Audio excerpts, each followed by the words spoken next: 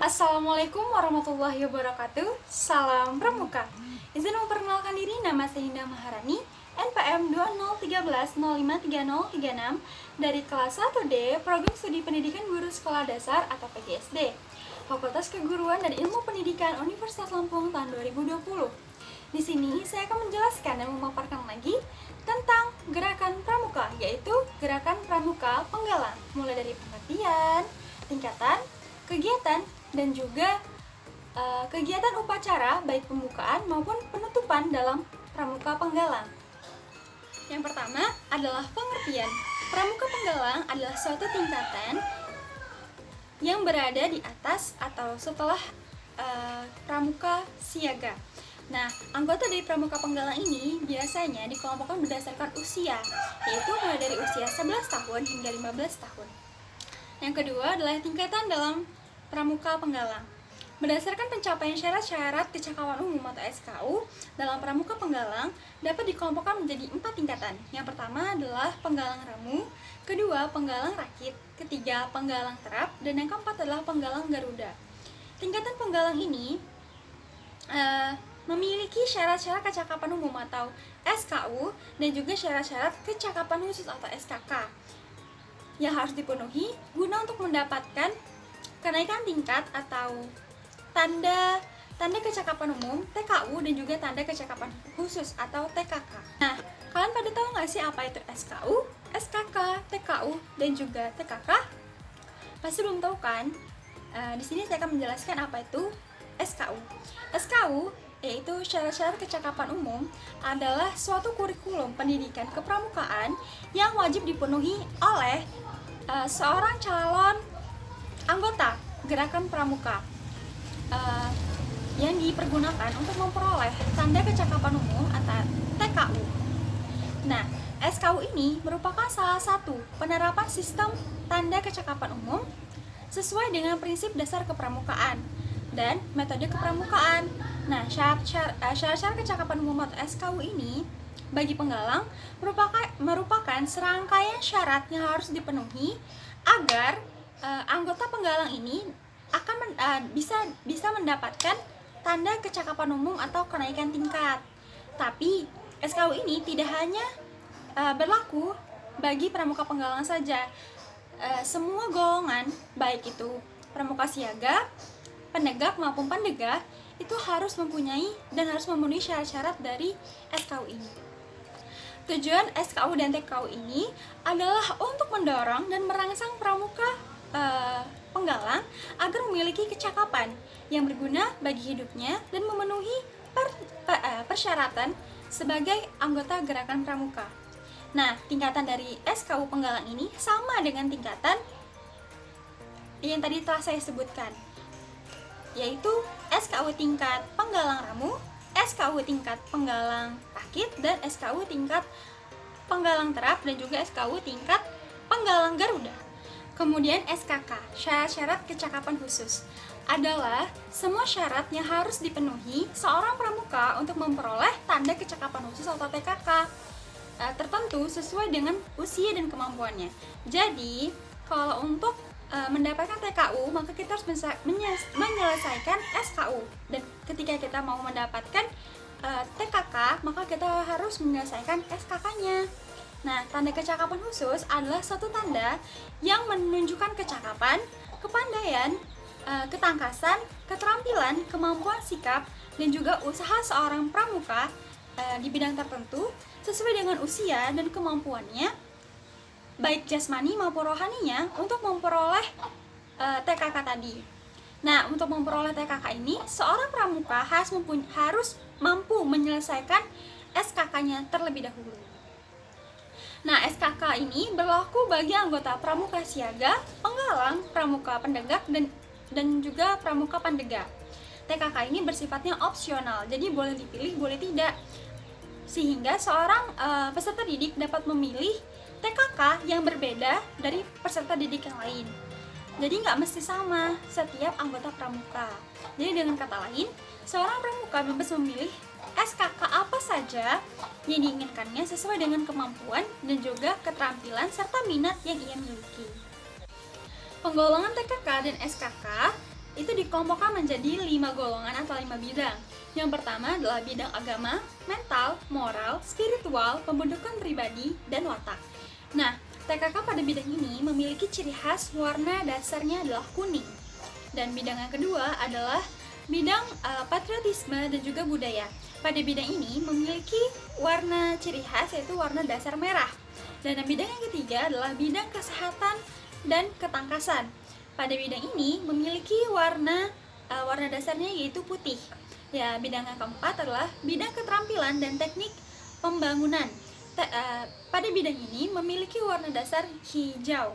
Dan yang kelima adalah bidang sosial, perikemanusiaan, gotong royong, ketertiban masyarakat, perdamaian dunia, dan juga lingkungan hidup. Pada bidang ini memiliki ciri khas yaitu warna dasarnya adalah biru. Tingkatan tanda kecakapan khusus atau TKK untuk pramuka penggalang itu terbagi atas 3 tingkatan dengan bentuk yang berbeda-beda. Tingkatan dan bentuknya antara lain yang pertama adalah purwa. Purwa berbentuk lingkaran dengan bingkai berwarna merah. Kemudian yang kedua adalah madya, berbentuk persegi dengan bingkai berwarna merah. Dan yang ketiga adalah utama, yang memiliki bentuk segi 5 dengan bingkai berwarna merah.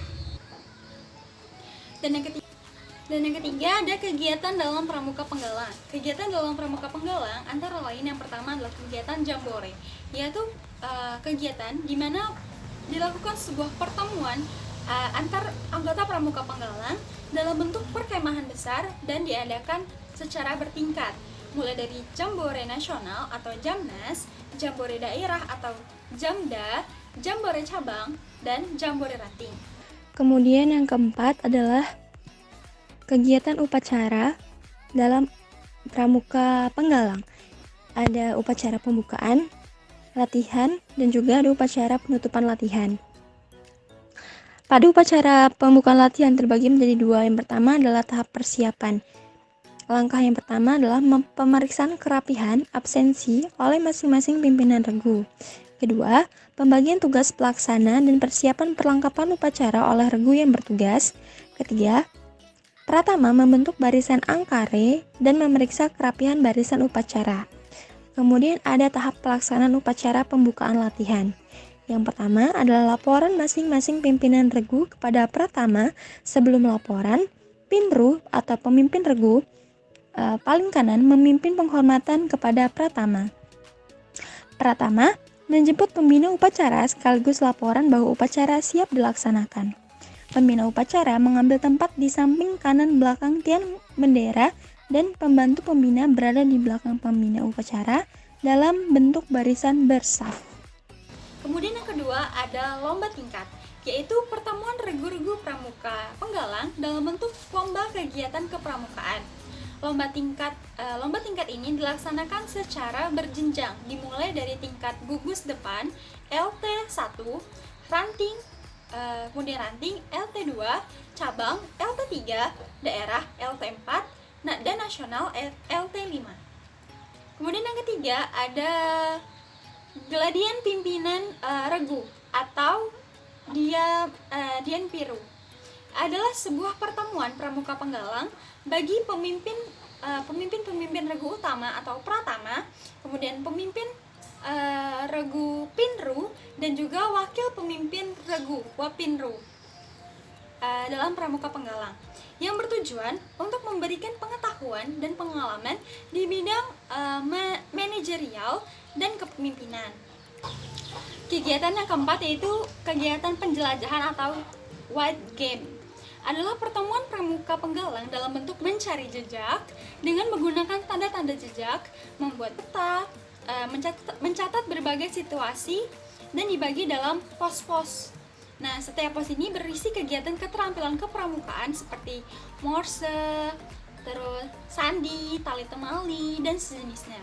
Nah, dalam pembuatan peta, pramuka penggalang memiliki teknik tersendiri seperti peta pita dan juga peta lapangan. Peta itu dibuat oleh 2 atau 3 orang yang biasanya mencatat posisi atau titik dari kompas bidiknya. Kemudian orang yang lain akan mencatat kondisi sekitar. Yang kelima adalah latihan bersama, yaitu sebuah pertemuan pramuka penggalang dari 2 atau lebih gugus depan yang berada dalam satu kuartir ranting atau kuartir cabang maupun kuartir daerah dengan tujuan untuk saling tukar-menukar pengalaman. Nah, latihan gabungan ini dapat dilaksanakan dalam bentuk perlombaan seperti lomba baris berbaris, PPK, senam pramuka, atau sejenisnya. Kemudian yang keenam adalah kegiatan perkemahan, yaitu pertemuan pramuka penggalang yang dilaksanakan secara reguler untuk mengevaluasi hasil latihan di gugus depan. Nah, perkemahan ini diselenggarakan dalam bentuk persami, perkemahan Sabtu Minggu. Terus ada juga perjusami atau perkemahan Jumat Sabtu dan Minggu. Kemudian yang ketiga ada perkemahan liburan atau sejenisnya. Dan yang terakhir yaitu kegiatan jambore on the air dan jambore on the internet. Pembantu pembina berada di belakang pembina upacara dan membentuk barisan bersaf. Kemudian yang kelima, pembina upacara melangkah satu langkah di mana penghormatan dipimpin oleh pratama dan diikuti seluruh peserta upacara.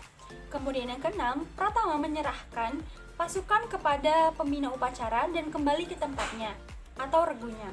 Kemudian yang ketujuh, pengibaran bendera merah putih dilakukan oleh petugas bendera, penghormatan dipimpin oleh pembina upacara. Kemudian yang kedelapan adalah pembacaan teks Pancasila oleh pembina upacara. Kemudian yang ke-9, pembacaan Dasa Dharma oleh yang bertugas. Ke-10 adalah kata pengantar atau amanat dari pembina upacara tentang tema atau acara latihan pada hari ini. Kemudian yang ke-11 adalah doa dipimpin oleh pembina upacara. Ke-12, pasukan diserahkan kepada pratama, penghormatan kepada pembina upacara dipimpin oleh pratama. Dan yang ke-13 adalah pembina upacara meninggalkan lapangan upacara dan mengucapkan terima kasih kepada pembantu pembina. Dan yang ke-14 adalah pratama membubarkan barisan untuk mengikuti latihan. Kemudian ada upacara penutupan latihan, di mana terbagi menjadi 2, yaitu tahap persiapan. Pada tahap persiapan itu langkah yang pertama adalah pemeriksaan kerapian oleh masing-masing pimpinan regu. Kedua, pembagian tugas pelaksana dan persiapan kelengkapan upacara oleh regu yang bertugas. Yang ketiga, pratama membentuk barisan angkare dan memeriksa kerapihan barisan upacara. Dan yang kedua ada tahap pelaksanaan upacara penutupan latihan, yaitu yang pertama laporan masing-masing pimpinan regu kepada pratama. Sebelum laporan, pinru paling kanan memimpin penghormatan kepada pratama. Kedua, pratama menjemput pembina upacara sekaligus laporan bahwa upacara siap dilaksanakan. Yang ketiga adalah pembina upacara mengambil tempat di samping kanan belakang tiang bendera dan pembantu upacara dan pembantu pembina berada di belakang pembina upacara dalam bentuk barisan bersaf. Yang kelima, pembina upacara melangkah satu langkah dan penghormatan dipimpin oleh pratama dan diikuti oleh seluruh peserta upacara. Kemudian yang keenam, pratama menyerahkan pasukan kepada pembina upacara dan kembali ke tempatnya atau ke regunya. Kemudian penurunan bendera merah putih oleh petugas bendera serta penghormatan dipimpin oleh pratama. Kemudian pembina upacara saat penurunan bendera kembali ke tempatnya, tidak boleh balik kanan. Kemudian pemberian kata arahan atau amanat pembina upacara tentang pelaksanaan latihan untuk cara latihan berikutnya. Kemudian doa dipimpin oleh pembina upacara, pasukan diserahkan kepada pratama, penghormatan kepada pembina upacara dipimpin oleh pratama. Kemudian pembina upacara meninggalkan lapangan upacara dan mengucapkan terima kasih kepada pembantu pembina. Lalu yang terakhir adalah pratama membubarkan barisan upacara.